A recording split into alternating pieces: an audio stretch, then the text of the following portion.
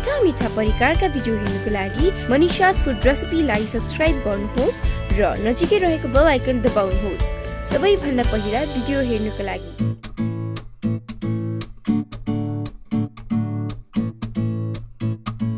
मनीषा's food रेसिपीमा आज म हजुरहरूलाई स्वादिष्ट भिन्डी फ्राई बनाएर देखाउने छु। रेसिपीहरू यस प्रकार छन्।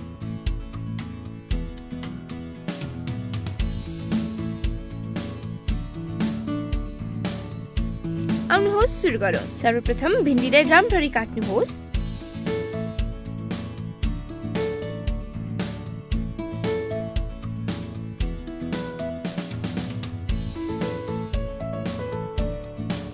अब अघि काटेको भिन्डीलाई एउटा प्लेट अथवा एउटा बाउलमा राखेर 1 चम्चा जिराको धुलो, 1 चम्चा बेसार, 2 चम्चा कागतीको रस, 1 चम्चा गरम मसाला र आफ्नो स्वाद अनुसार धुलो खुर्सानी हालेर राम्ररी मोल्नुहोस्।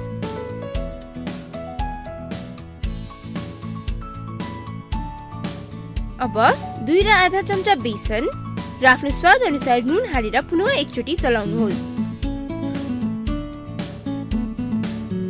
ग्यास अन गर्नुहोस् र प्यान बसाल्नुहोस्। प्यानमा तेल तताउन हाल्नुहोस् र तेल तातिसकेपछि मसलामा मोलिएको भिन्डी प्यानमा फ्राई गर्न हाल्नुहोस्।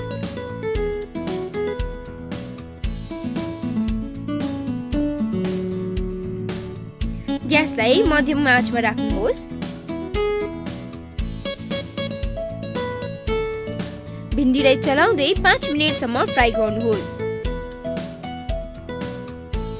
अब ग्यास बन्द गर्नुहोस् र भिन्डीलाई एउटा छुट्टै बाउलमा राख्नुहोस्। हाम्रो स्वादिष्ट भिन्डी फ्राई तयार भइसकेको छ। हजुरहरूले पनि यो डिश सजिलैसँग घरमा बनाउन सक्नुहुनेछ। हजुरहरूलाई आजको यो मेरो भिडियो कस्तो लाग्यो? कृपया कमेन्ट बक्समा फिडब्याक दिनुहोला र लाइक, शेयर तथा सब्स्क्राइब गर्न नबिर्सिनुहोला।